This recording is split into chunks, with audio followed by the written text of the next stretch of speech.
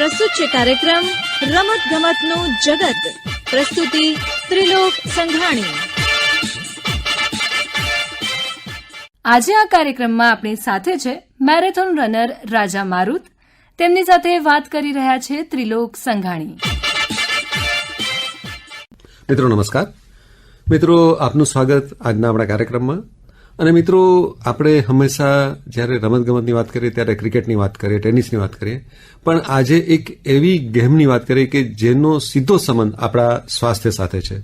અને આમ તો કોઈ પણ રમત હોય એનાથી આપણા સ્વાસ્થ્યને ફાયદો થતો જ હોય છે, પણ આજે આપણે એક એવા રમતવીરને મળવાનું છે કે જેમનો સંબંધ એક એવી રમત સાથે છે કે જેના વિશે આપણે બધા બહુ જ ઓછી વાત કરીએ છીએ. આપણી સાથે છે રાજા મારુત. રાજાજી, આપને નમસ્કાર.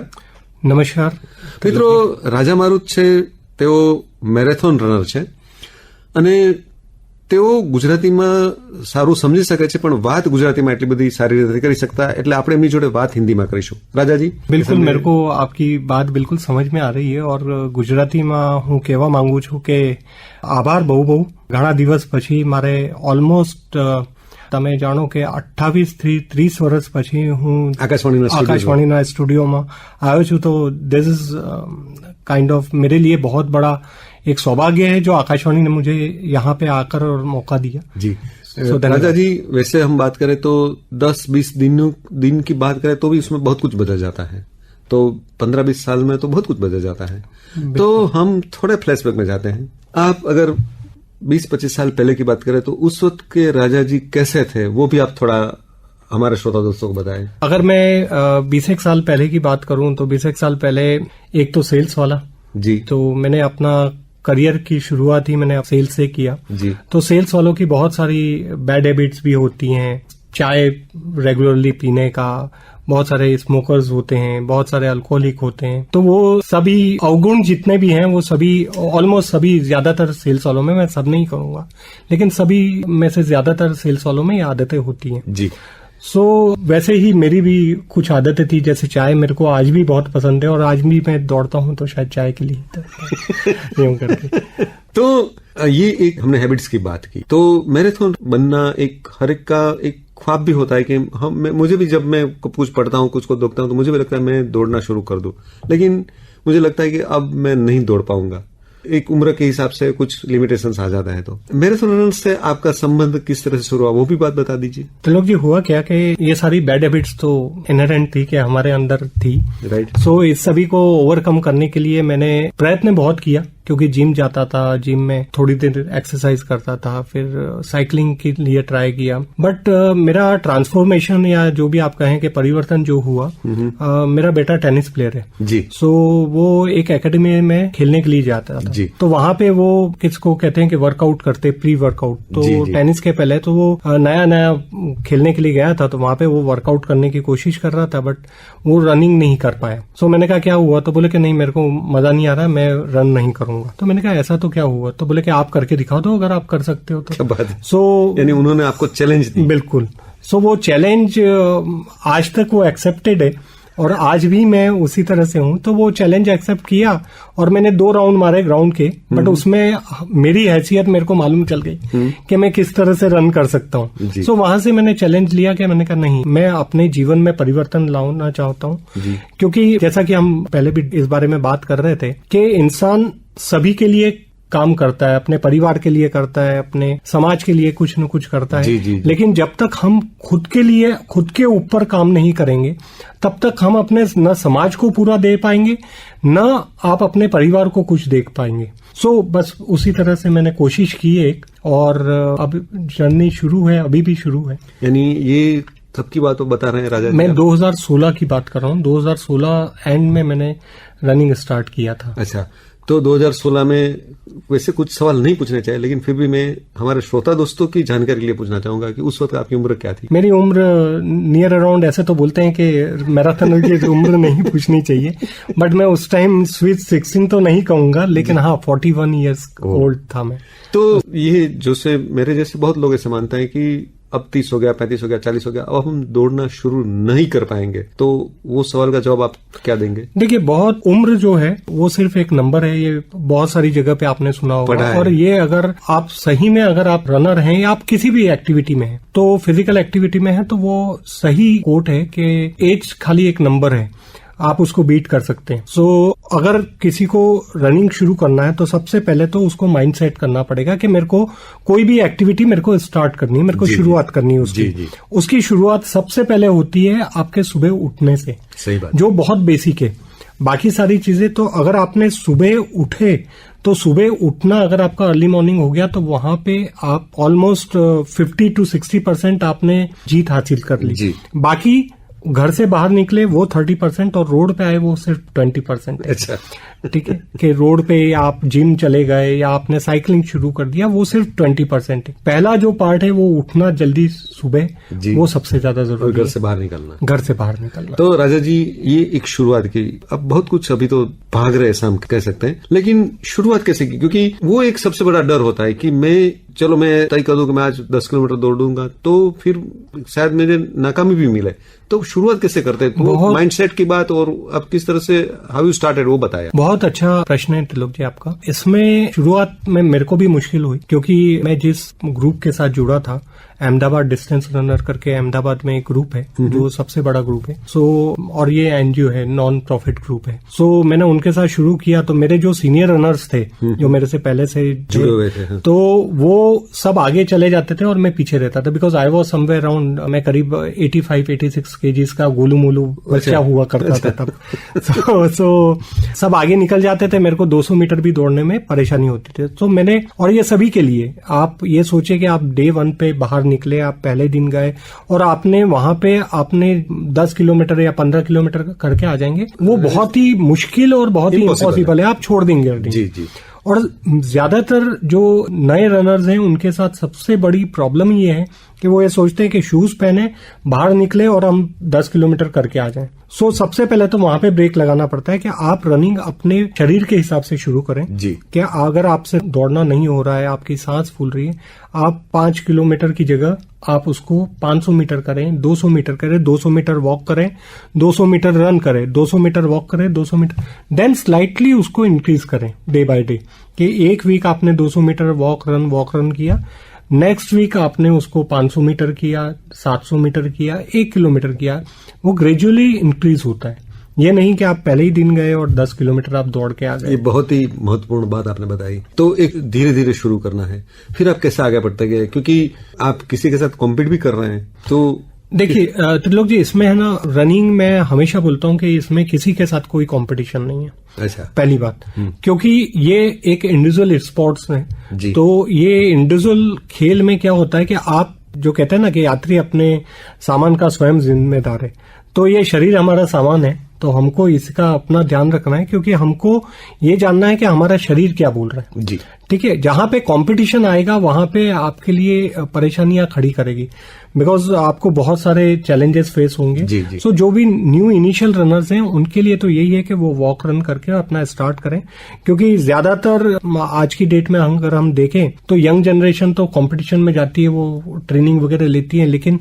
अगर 35-40 वाला पर्सन है तो वो जनरली अपनी हेल्थ के लिए, फिटनेस के लिए दौड़ता है। और हमेशा ये ध्यान में रखना है कि आप कितना भी कर लेंगे, आप पोडियम में एक लेवल तक जा पाएंगे या आप फिनर तभी एक लेवल तक हो पाएंगे, लेकिन आप अपने शरीर की सुनेंगे तो आप लंबे टाइम तक दौड़ते रहेंगे, क्योंकि आपने जो अपना रनिंग है या जो भी आपकी एक्टिविटी है वो आपने शुरुआत की है आपकी हेल्थ के लिए, न कि किसी पोडियम या कोई मेडल जीतने के लिए। जी, तो ये एक बहुत ही आपने अच्छी बात बता दी। राजा जी, अभी कौन सी कंपटीशन में, यानी कौन सी मैराथन में आपने पार्टिसिपेट किया है? कुछ महत्वपूर्ण जो घटना है वो बताया। मैं सबसे पहले तो श्रोताओं को, और शायद आपको भी नहीं मालूम है, ये बताना चाहूंगा कि लोग मुझे बेयरफुट राजा के नाम से जानते हैं। अच्छा, क्या बात है? तो मैं, ये बहुत ही रोचक वाकया है जो मैं यहाँ पे शेयर करना चाहूंगा। तो हुआ क्या कि सूरत मैराथन था, तो पहले तो डे टाइम में होता था, अब तो नाइट मैराथन के नाम से जाना जाता है। तो ये 2017 के ऑलमोस्ट बात है। सो मैं उस टाइम जॉब में था, जॉब में अपना नौकरी पे मैं भावनगर, राजकोट वगैरह ट्रैवलिंग में था। नए शूज खरीदे हुए थे मैंने बीवी को बोला कि मेरी 10 बजे की ट्रेन है सूरत के लिए, तो मेरे को मैराथन में जाना है, तो आप मेरा बैग पैक करके रखिएगा जी। तो जैसे जनरली घर वालों का होता है रिएक्शन के बोले नए शूज है, मैराथन में जा रहे हैं तो नए शूज पहनेंगे, जबकि वो एडवाइजेबल नहीं है कि आप जिन शूज के साथ या जिन कपड़ों के साथ आप फैमिलियर है, कंफर्टेबल है, वही शूज या वही आप कपड़े पहने मैराथन में जी। अब वो रख दिया, हमने भी नहीं देखा, पहुंच गए सूरत पहुंचे, नेक्स्ट डे हमने खोला बैग और देखा तो नए शूज थे। मैंने कहा चलो दौड़ लेते हैं। अब वो 5 किलोमीटर दौड़े, उसके बाद ब्लिस्टर आने शुरू हो गए, छाले जिनको कहते हैं। जी जी जी। तो नए शूज में छाले आते ही हैं, तो शूज में छाले आने शुरू हो गए। तो मैंने कहा यार अभी तो नहीं मजा आएगा, तो मैंने कहा चलो अभी बिना शूज तो मैंने शूज को पहना, हाथों में पहनाया और नंगे पैर दौड़ना शुरू किया वहां पे। तो वो दौड़ना शुरू किया तो वो आज तक नंगे पैर ही दौड़ रहा हूँ। क्या बात है। आप शूज पहनते ही नहीं? नहीं, मैं शूज नहीं पहनता हूँ दौड़ते हो। अभी भी आपके स्टूडियो में भी बिना शूज ही आया हूँ, सैंडल्स में हूँ। तो दौड़ते वक्त आप शूज नहीं पहनते? नहीं, शूज नहीं पहनता हूँ। अगर मैं शूज पहनता हूँ तो मेरे अनकंफर्टेबल होता हूँ। वो मेरा बॉडी स्ट्रक्चर वैसा हो गया कि मैं बिना शूज के ही दौड़ूं। तो मैंने जितनी भी लॉन्ग मैराथन्स किए हैं या जितने भी रन्स किए हैं तो मैं बेयर फुट ही करता हूँ मेजोरिटी। बहुत अच्छा। अगर ज्यादा से ज्यादा जैसे गर्मी है, अगर लॉन्ग रन कर रहे हैं, गर्मी है तो सॉक्स पहन लिए, तो वो सॉक्स भी नीचे से फट जाते हैं मोजे, तो मोजे में भी छेद होते हैं। उस तरह बहुत बढ़िया।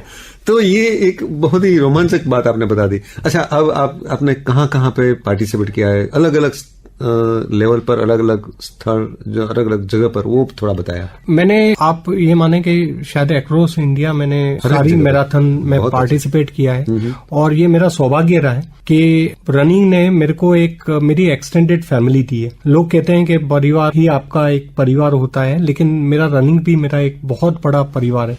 और ये यहाँ पे ही नहीं, अगर आप विश्वास नहीं करेंगे, लेकिन इजराइल में, यूके में, रशिया में लोग मेरे को बहुत अच्छे से जानते हैं और मेरे को वहां से भी प्यार मिलता है लोगों का। बहुत अच्छा। बहुत मजेदार वाकये हैं, कभी और समय नहीं मिले। तो अभी मैं 2 साल पहले की बात बताता हूँ। होटल में एक मित्र का बर्थडे था, तो सेलिब्रेशन के लिए हम गए थे सारे, और उस दिन कोई मैराथन थी, तो मैं तो नंगे पैर रहता हूँ और छोटी चड्डियों में होते हैं, शॉर्ट्स में। तो वो सबसे पहला वाकया तो ये हुआ कि जो गार्ड था उसने रोक लिया कि ये कोई, लगता है कि कोई मांगने वाला आया। तो वहां से जैसे तैसे हम अंदर गए, अनिल में पार्टी वार्टी की हमने, और तब तक एक सामने एक फॉरेनर का ग्रुप बैठा था। So that guy come to me, बोले कि आर यू अ मैराथन? तो मैंने कहा यस। सो बोले अभी आप दौड़ के आए? तो मैंने कहा हाँ। तो बोले कि मेरे फादर भी रन करते हैं और वो यहाँ पे कोई रनर हैं, उनको जानते हैं, शायद आप भी जानते होंगे। तो मैंने कहा शायद आपको नाम मालूम हो, तो मैं मेरे डैड को फोन करता हूँ। सो उन्होंने अपने डैड को फोन किया, सो वीडियो कॉल किया उन्होंने, के बोले कि ये मैराथन करके आए हैं। और बहुत इंडियंस का तो मैं नहीं कह सकता हूँ, लेकिन foreigners are very excited about it जी, कि यार कोई मैराथन है। सो उन्होंने फोन लगाया, फोन पे उनके फादर थे, तो बोले कि ये मैराथन दौड़ के आए। तो बोले कि आपके मित्र कौन है, यूं करके आपको जिन आप कनेक्ट हैं। तो बोलते कि एक बेयरफुट राजा करके जो अहमदाबाद में दौड़ते हैं। तो मैंने कहा बहुत बहुत धन्यवाद। फिर उनसे बात हुई, मैंने कहा आप रूबरू पहली बार हम मिल रहे हैं, पहली बार बात हो रही। सो इस तरह से अक्रॉस वर्ल्ड प्यार मिलता है, और ये बहुत सारी जगह से। बहुत अच्छा। तो ये मेरे मित्र हैं, वो गुवाहाटी में भी हैं, मणिपुर में भी हैं, मेघालय में भी हैं, आर्मी में भी हैं, तो सभी जगह। तो ये प्यार है लोगों का, और ये इसीलिए मैं कहता हूँ कि एक्सटेंडेड फैमिली है। राजा जी, तो कैसे आप अपने आप को, एक बोले ना कि रनिंग के लिए अपने आप को फिट रखते हैं, क्योंकि फिटनेस इज इम्पोर्टेंट। आप ऐसे ही नहीं कि आज मन किया या आज कंपटीशन हुई और आप दौड़ना शुरू कर दो। अपने आप को किस तरह से अपने आप को सज्ज रखते हैं? त्रिलोक जी, इसमें होता क्या है कि सबसे पहले तो आपका डेली प्रैक्टिस आपके लिए जरूरी है। तो वीक में कम से कम 3 दिन आप दौड़ें, वो आपकी हेल्थ के लिए भी अच्छा है। उसके साथ साथ आपका क्रॉस ट्रेनिंग भी होना चाहिए कि आप साइकिलिंग कर लें एक दिन आप जिम कर लें, एक दिन आप स्ट्रेंथनिंग कर लें, बाकी के 3 दिन आप दौड़ें, और एक दिन रेस्ट का जरूरी है। अच्छा, तो जैसे वो बहुत महत्वपूर्ण है, क्योंकि अगर मैं मेरी बात करूं तो मेरे लिए सोमवार का दिन है, मंडे, वो मेरे लिए रेस्ट डे होता है। वो मेरे लिए यानी चिट डे है कि मैं आराम से सो करके और खाना वगैरह खा सकता हूँ उस दिन, उस तरह से। सो उस तरह से जरूरी है कि आप क्रॉस ट्रेनिंग्स करें, आप डेली वर्कआउट्स करें, ये सारी चीजें जरूरी हैं। सो जैसे डेली बेसिस पे 5-10 किलोमीटर हम दौड़ते हैं जी। कभी 12 किलोमीटर होता है जी। सो उस तरह से, और वीक में करीब 60 से 70 किलोमीटर हम दौड़ते हैं। वीकेंड्स जैसे संडे या सैटरडे हमारे लॉन्ग रन्स होते हैं, तो उस दिन 22 से लेके और 25 किलोमीटर तक हम दौड़ते हैं। सो हम ग्रुप है और लाइक माइंडेड लोग मिल जाते हैं तो पूरा एक कारवा बन जाता है। बहुत अच्छा। तो मेरे साथ तो यही है कि अकेला चला था, कारवा जुड़ता गया। राजा जी, अलग अलग जगह पर अलग अलग जगह का एक रोमांच अलग अलग होता है, तो और कोई प्लेस जो मैराथन की वजह से आपको उनका एक अलग परिचय हुआ, ऐसा कुछ कोई एक प्लेस, कोई एक जगह? मैंने एक गोवा में अग्निशमन के साथ मैंने रन किया था, जिसको कहते हैं कि अपना फायर ब्रिगेड के साथ। सो उनका एक इवेंट था, तो उसमें मेरे को बुलाया गया था। अच्छा। सो वहां पे मैं गया था और उनके साथ तो मेरे को बहुत करीब से उन लोगों को जानने और समझने का मौका मिला। दूसरा, गोवा का वेदर बहुत एडवर्स है, क्योंकि आपका बहुत विपरीत पूरा क्लाइमेट है जी। सो एक तो आपको वहां पे 21 किलोमीटर दौड़ना है, और मैं 2 घंटा में प्लान कर रहा था कि 2 घंटा सब 2 आवर्स जिसको कहते हैं कि सब 2 आवर्स में मेरे को मैराथन, जो हाफ मैराथन है वो खत्म करना है। सो हाफ मैराथन वो करने के लिए मैं जब दौड़ना शुरू किया तो मालूम चला कि नहीं, आज वेदर हमको सपोर्ट नहीं कर रहा है, लेकिन फिर भी कोशिश किया और 1 आवर 59 मिनट्स में मैंने वो कंप्लीट किया।